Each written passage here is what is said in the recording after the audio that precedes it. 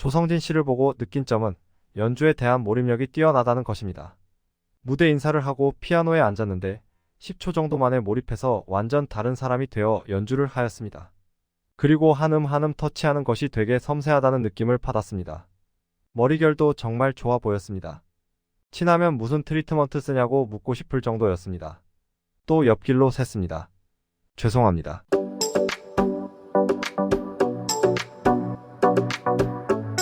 이번 영상에서는 자타 공인 최고의 피아니스트로 떠오르고 있는 조성진 피아니스트에 대해 알아보겠습니다.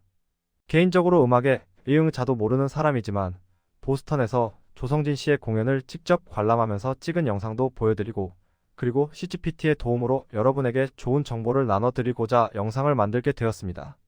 매 영상마다 좀 더 정확한 정보를 전해드리려고 노력하고 있지만 한계가 있는 인공지능 기술로 인해 혹 정확하지 않는 정보가 있다면 언제든지 댓글로 남겨주세요. 여러분과 함께 만들어가는 오늘 또 GS 채널이 되었으면 합니다. 그럼 첫 번째 순서로 조성진 피아니스트의 지금까지의 삶에 대해 이야기해보겠습니다. 그는 1994년 대한민국 서울에서 태어났고 부모님의 권유로 자연스레 6살부터 피아노를 배우기 시작했습니다. 그의 아버지는 어느 한 매체와의 인터뷰에서 이런 말을 했다고 합니다. 어렸을 때 피아노와 바이올린을 같이 시켰습니다. 아들이 하고 싶은 것을 하면서 자랐으면 하는 마음에서 시작했을 뿐이지 피아니스트로 키우려고 작정해서 시킨 것은 아니었습니다. 아들이 피아노 치는 것을 좋아하는 모습만 봐도 뿌듯합니다. 라고 했습니다. 그리고 11살에 첫 공개 리사이틀을 열었습니다. 참고로 리사이틀이란 말은 1840년 런던에서 리스트라는 연주자가 독주회를 가졌을 때 최초로 쓰기 시작한 말로 알려져 있습니다. 어어는 리사이트로 암송하다는 의미입니다.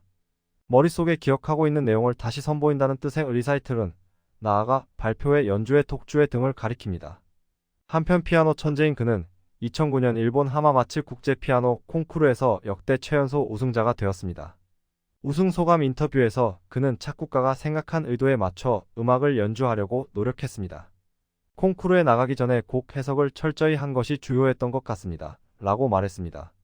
그리고 평소 집중해서 피아노를 연습하는 편인 그는 앞으로 어떤 연주자가 되는 것이 목표냐는 물음에 나중에 따뜻한 마음을 가진 연주자가 되는 것이 꿈입니다. 라고 말했습니다. 2011년 그는 17세의 나이로 모스크바에서 열린 차이코프스키 국제 콩쿠르에서 3위를 차지했습니다. 그리고 2012년부터 2015년까지 그는 파리 국립음악원에서 미셸 베로프 지도 아래 열심히 공부했습니다. 이제 때가 된 것일까요? 2015년 21살 때 조성진은 폴란드에서 열린 바르샤바 쇼팽 국제 피아노 경연에서 1위를 차지하면서 세계적인 주목을 받게 되었고 그 후 그의 경력은 급속도로 상승세를 타게 되었습니다. 2016년 1월 그는 도이치 그라모폰과 독점 계약을 맺었습니다. 인기 있는 아티스트로서 그는 베를린 필하모닉, 위너 필하모닉, 런던 심포니 오케스트라, 파리 오케스트라, 뉴욕 필하모닉, 필라델피아 오케스트라 등 세계에서 가장 유명한 오케스트라들과 함께 작업하고 있습니다. 그가 정기적으로 협력하는 지휘자로는 정명훈, 구스타보 두다멜, 야닉 네제트세긴, 안드리스 넬손, 지안드레아 노세다, 사이먼 레틀, 산투 마이너스 마티아스 루발리, 에사 마이너스 페카 살로넨 등이 있습니다. 2023년 그는 특히 안드리스 넬손스와 함께 보스턴 심포니 오케스트라로 돌아와 체코 필하모닉과 세미온, 비코프와 함께 티에르 에스칼치시리에아르의 새로운 피아노 협주곡의 세계 초연을 연주합니다. 그 위대한 여정의 음악도 모르고 피아노도 모르는 제가 보스턴에서 그의 공연을 보러 간 것입니다. 역시 예술은 아는 만큼 느끼고 즐길 수 있다는 것을 다시 한번 느낍니다. 편집하는 지금은 아직 공연 전이라 이렇게 영상 준비 겸 공부를 하니 공연이 더 기대되고 설레는 것 같습니다. 두 번째로 보스턴 심포니 오케스트라 지휘자 안드리스 넬슨스에 대해 알아보겠습니다. 그는 1978년 라트비아 공화국 리가에 라는 도시의 음악가 집안에서 태어났습니다. 라트비아 국립 오페라 오케스트라에서 트럼펫 연주자로 경력을 시작했습니다. 그는 버밍엄 심포니 오케스트라의 음악 감독, 독일 허퍼드의 노스웨스트 도이체 필하모니의 수석 지휘자, 라트비아 국립 오페라의 음악 감독을 역임했습니다. 그는 2022-23 시즌이 9번째 시즌으로 보스턴 심포니 오케스트라를 총 지휘합니다. 보스턴 심포니 오케스트라 역사상 15번째 음악 감독인 그는 2011년 3월 카네기홀에서 오케스트라 지휘자로 데뷔했습니다. 그는 다양한 곡을 지휘한 경험이 있습니다. 특히 보스턴 심포니 오케스트라에서 다양한 곡들을 지휘하고 있는데요. 그중 라벨과 스트라빈스키 곡을 조성진 피아니스트와 함께 이틀에 걸쳐서 곡을 이끕니다. 특히 도이치 그라모폰을 위한 완전한 쇼스타코비치 교향곡 시리즈 앨범은 최고 관현악 연주상인 그래미상을 3번이나 차지하였고, 한 개의 최우수 엔지니어링 앨범상을 수상했습니다. 그리고 그는 게반트하우스 오케스트라 라이프치히의 마이스터이기도 한 유명한 지휘자입니다. 실제로 보니 엄청난 몸집을 자랑하였습니다. 키가 크고 덩치도 커서 지휘자 단상을 다 채우고도 남을 정도였습니다. 연주 중에는 촬영이 금지되어 여러분들께 더 생생한 모습을 보여드리지 못해 죄송합니다. 그래도 직접 보고 표현해드리자면 엄청 섬세한 지휘자인 듯한 느낌이 들었습니다. 곡 중간에 새소리 물 흐르는 소리처럼 들리는 부분이 있었는데 지휘자가 온몸으로 표현하였습니다. 그리고 조성진 씨와 함께 협연할 때는 강약 조절, 끊고 매짐이 음악을 모르는 제가 들을 때도 소름 돋을 정도로 딱딱 잘 맞았습니다. 정말 최고의 지휘자였습니다. 세 번째로 보스턴 심포니 홀에 대한 내용입니다. 보스턴 심포니 오케스트라의 첫 번째 장소는 올드 보스턴 뮤직 홀이었는데 1893년 도시도로 건설 공사로 인해 철거 위협을 받았습니다. 그해 여름 오케스트라의 설립자인 헨리 히긴슨 소령은 오케스트라를 위한 새롭고 영구적인 홀을 짓기 위해 회사를 조직했습니다. 심포니 홀 최고의 음향을 위해 하버드의 물리학 교수인 월리스 클레멘트 사빈을 음향 컨설턴트로 고용했습니다. 그는 소리 잔향 시간을 예측할 수 있는 수학 공식을 개발하여 1.9초에서 2.1초의 이상적인 소리 잔향 시간을 달성할 수 있었습니다. 그런 다음 소리를 주요 좌석 영역에 집중시키기 위해 공연장의 최적의 모양을 선택했고 좌석 사이의 공간은 5인치로 유지했습니다. 무대의 벽, 천장, 바닥은 관객들에게 소리를 투사하기 위해 안쪽으로 기울어져 있습니다. 측면 발코니는 소리를 가두지 않기 위해 얕게 설계되었으며 천장의 오목한 부분과 삼면을 따라 있는 조각상으로 채워진 틈새는 소리를 홀 전체에 분배하도록 설계되었습니다. 최고의 소리를 들을 수 있는 이상적인 무대가 만들어졌습니다. 그렇게 1900년 10월 15일 음악 감독 빌헬름 게리케의 취임식을 시작으로 심포니홀이 문을 열었습니다. 보스턴 심포니홀은 과학적으로 파생된 음향 원리에 따라 설계된 최초의 심포니홀이 되었습니다. 그리고 세계 최고의 콘서트 홀 중 하나로 널리 여겨집니다. 관찰력 있는 콘서트 관람객들을 위한 몇 가지 흥미로운 점이 있는데요. 무대와 발코니를 다듬는 판들 중 하나의 이름이 새겨진 유일한 작곡가가 있는데 그 사람은 바로 베토벤입니다. 그 이유는 베토벤의 인기만이 변하지 않을 것이라고 느껴졌기 때문이고 다른 판들은 아직 비어있는 것이 흥미로운 점입니다. 지어진 지 100년이 넘은 보스턴 심포니홀은 여전히 전 세계 많은 사람들에게 사랑받는 곳입니다.